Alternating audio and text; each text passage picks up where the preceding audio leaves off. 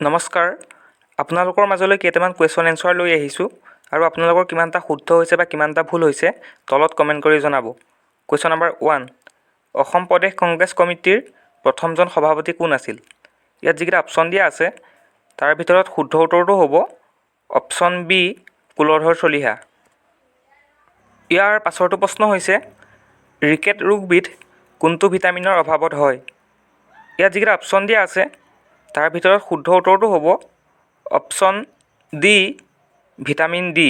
Vitamin ডিৰ অভাৱত rickets ৰোগবিধ হয়। নেক্সট কুৱেশ্যন, শিঙৰি ঘৰত উঠা অনুষ্ঠানটো কোনজন আহোম ৰজাৰ দিনত আৰম্ভ হৈছিল? ইয়াত যিকেইটা অপশ্যন দিয়া আছে তাৰ ভিতৰত শুদ্ধ উত্তৰটো হ'ব অপশ্যন বি, চুডাংফা। শিঙৰি ঘৰত উঠা অনুষ্ঠানটো ৰজা চুডাংফাৰ দিনৰ পৰা আৰম্ভ হৈছিল। ইয়াৰ পাছৰটো প্ৰশ্ন হৈছে অসমত নদী গৱেষণা কেন্দ্ৰ ক'ত আছে? ইয়াত যিকেইটা অপশ্যন দিয়া আছে তাৰ ভিতৰত শুদ্ধ উত্তৰটো হ'ব অপশ্যন এ, গুৱাহাটী। ইয়াৰ পাছৰটো প্ৰশ্ন হৈছে ভাৰতীয় সংবিধানৰ ৭ম অনুসূচী কিহৰ সৈতে সম্পৰ্কিত? ইয়াত যিকেইটা অপশ্যন দিয়া আছে তাৰ ভিতৰত শুদ্ধ উত্তৰটো হ'ব অপশ্যন বি, ক্ষমতাৰ বিভাজন। ইয়াৰ পাছৰটো প্ৰশ্নলৈ আহিছোঁ ছাইমন কমিশ্যন ভাৰতলৈ কেতিয়া আহিছিল? ইয়াত যিকেইটা অপশ্যন দিয়া আছে তাৰ ভিতৰত শুদ্ধ উত্তৰটো হ'ব অপশ্যন চি, 1928 চনত। ছাইমন কমিশ্যন 1928 চনত ভাৰতলৈ আহিছিল। ইয়াৰ পাছৰটো কুৱেশ্যন হৈছে আন্তঃৰাষ্ট্ৰীয় ক্ৰিকেট পৰিষদৰ মুখ্য কাৰ্যালয় ক'ত অৱস্থিত? এই কুৱেশ্যনটো ইমান টান নহয় যদিও বাৰে বাৰে এক্সামসমূহত আহি থকা দেখা যায়। ইয়াত এতিয়া শুদ্ধ উত্তৰটো হ'ব অপশ্যন এ, ডুবাই। ইয়াৰ পাছৰটো কুৱেশ্যন হৈছে এছিয়া আৰু আফ্ৰিকা মহাদেশৰ মাজৰ সীমা কিহে নিৰ্ধাৰণ কৰিছে? ইয়াত যিকেইটা অপশ্যন দিয়া আছে তাৰ ভিতৰত শুদ্ধ উত্তৰটো হ'ব অপশ্যন চি, লোহিত সাগৰ। এছিয়া আৰু আফ্ৰিকা মহাদেশৰ মাজৰ সীমা লোহিত সাগৰে নিৰ্ধাৰণ কৰিছে। ইয়াৰ পাছৰটো কুৱেশ্যন হৈছে ৰাষ্ট্ৰসংঘ দিৱস কোন তাৰিখে পালন কৰা হয়? ইয়াত যিকেইটা অপশ্যন দিয়া আছে অপশ্যনকেইটাৰ ভিতৰত শুদ্ধ উত্তৰটো হ'ব অপশ্যন ডি, 24 অক্টোবৰ।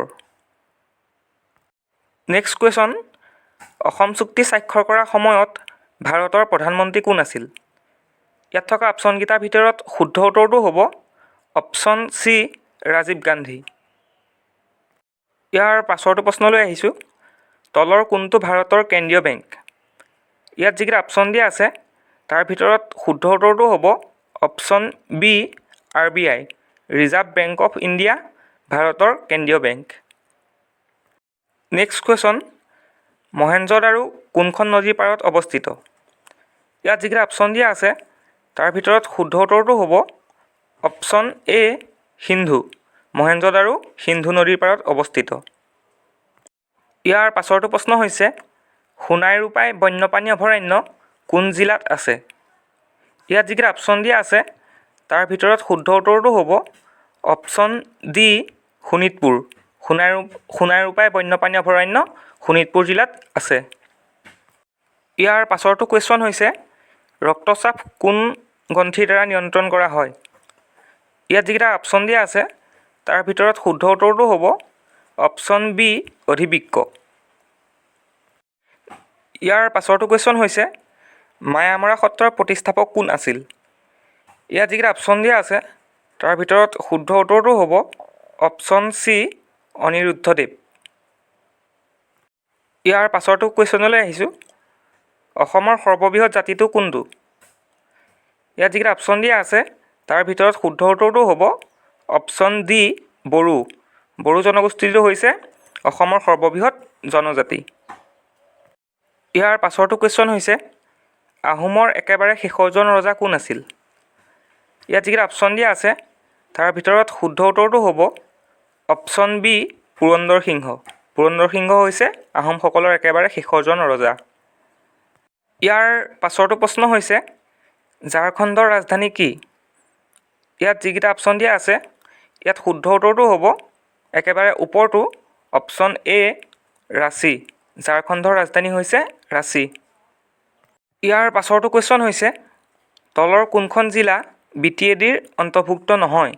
ইয়াত নহয় বুলি সুধিছে, সেইবাবে ইয়াত শুদ্ধ উত্তৰটো হ'ব অপশ্যন এ তিনিচুকীয়া।